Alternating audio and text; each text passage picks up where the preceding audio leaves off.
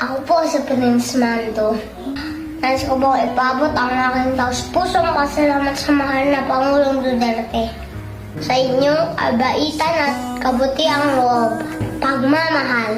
Damang-dama ko po sa inyo ang tunay na pagmamahal at pagmamalasakit sa aming mga kabataan.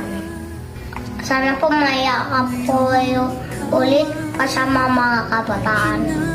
At ikit sa lahat, nais ko pong ipabot sa inyo ang Tatay Digong. Panalangin at kahilingan sa Allah para sa inyo.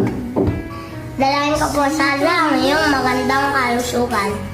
Malakas na panindigan, matatag at patas na pamumuno para sa lahat.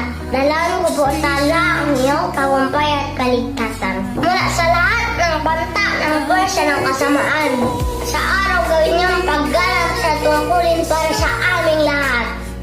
Ya Allah, bigyan niyo po ng lakas ang aming Tatay Digong upang malagpasan niya ang mga hamon na kanyang pinakaharap. Ya Allah, igawan niyo kay Tatay Digong ang iyong awa at gabay tungo sa tamang landas. Para magtagumpay.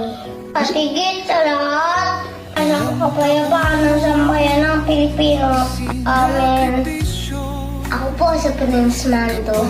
Mabuhay ka, Tatay Digong! Mabuhay ang Pilipinas! Maraming salamat po.